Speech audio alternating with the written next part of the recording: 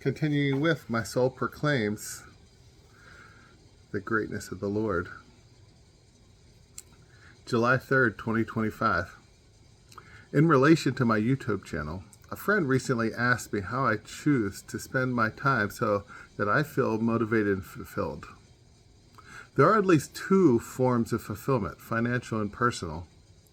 When I chose to leave public school teaching in 2011 to pursue a doctoral degree, the facts of those experiences mean they were not financially fulfilling. The years between 2011 and 2015 were low-income years as a paid teaching assistant. And those were years I was not paying into Pennsylvania's public teacher retirement system. Further, upon graduating, the only offers I received in higher education were part-time and contingent. As such, for the 6.5 years I worked at a university, I earned very little toward my retirement and never made poverty wages for my state. From the financial perspective, my foray into graduate school was a catastrophe. And yet, financial fulfillment is not the only type of fulfillment. Personal fulfillment contains intellectual and emotional qualities.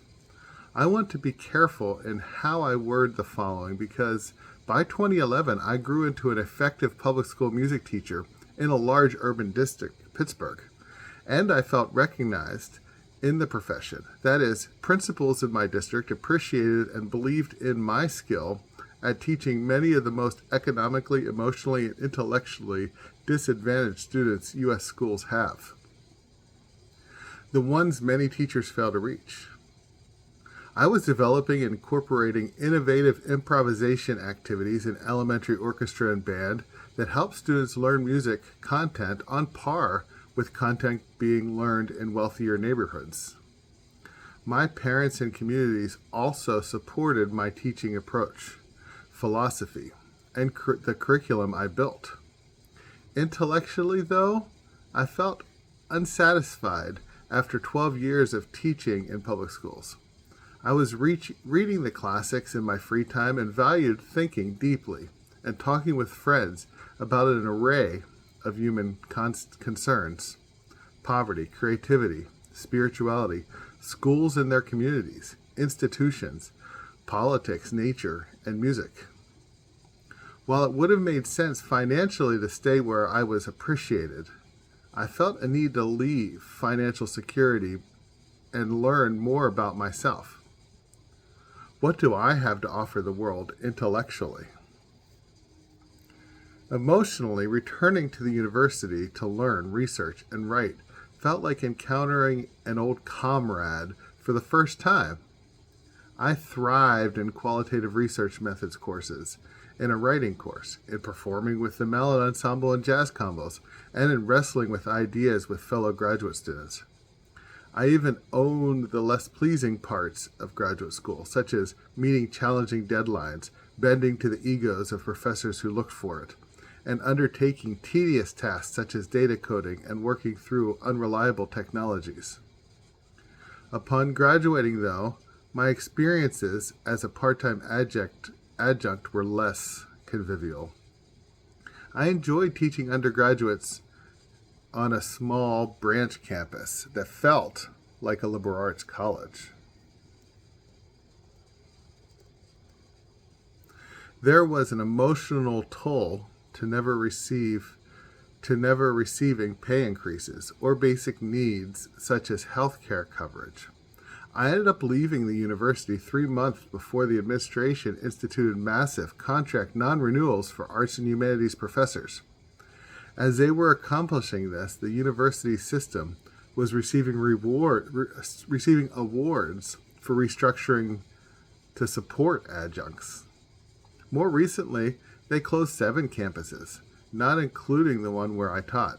After decades of growth in higher education in the U.S., emotionally, it felt like I was living in a dystopian novel.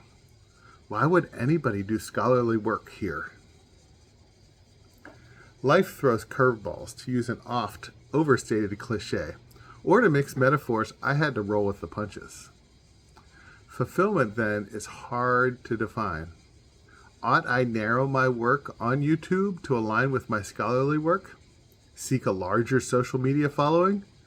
Found a for-profit teacher training corporation? Write more articles and monographs that are influential in music education? Write more broadly in education, music, or philosophy? Seek to become a public intellectual? Perhaps some of these, and perhaps none.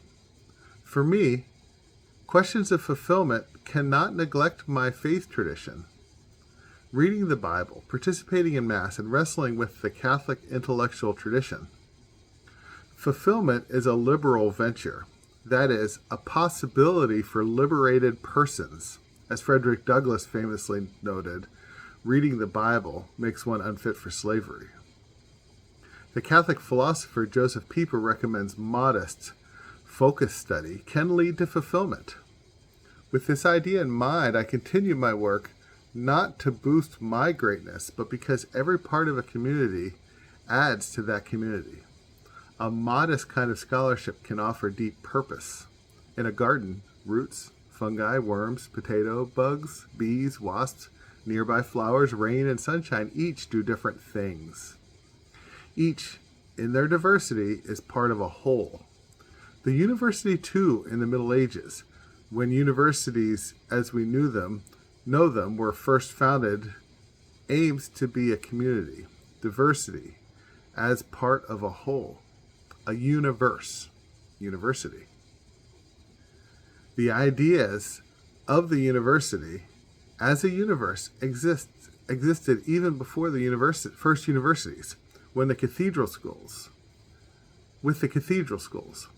It must also have been in the monasteries and convents where religious folk copied ancient texts and wrote new ones of their own. For the medieval Franciscan St. Bonaventure, knowledge begins in the senses and leads towards God. And for the Benedictine nun, mystic, and composer Hildegard of Bingen, education is divine illumination, in which wisdom was a divine force animating the cosmos. Those medieval monks and nuns recognized that God is great, in whatever parts of the whole a person can contemplate intellectually. However great or small, is small in comparison to the whole. It is a privilege. I am fulfilled with my choice to leave financial security for the hope of greater intellectual power and emotional contentment. Am I? Yes. What will I do next? The Lord knows the secret alcoves of my soul, to draw from Psalm 139, many of which I comprehend, others about which I am marginally aware, and some that are unknown to me.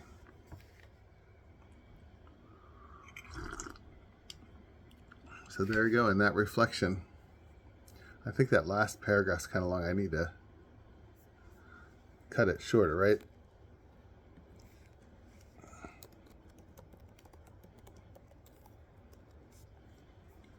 Let's split it there. I'll have to go back and check it out. Let's see. How many words am I up to in this total book project? Whatever it is, the Words of Mary. 17,160. Of course, it could become shorter or longer in editing. They generally become a little bit longer. I've been thinking lately also on how my experience at Clarion University in the 1990s has influenced me. So I think that will come into play too. Because part of this is an ethnography, right? Autoethnography of a music teacher.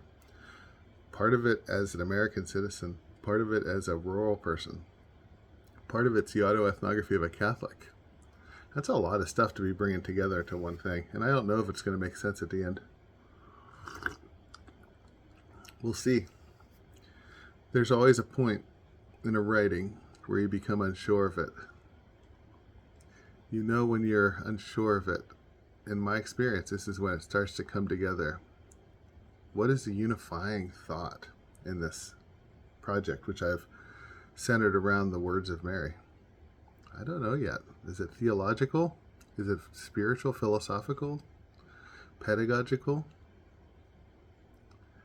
psychological? I don't know. If you have any ideas, comment below. Have a blessed day.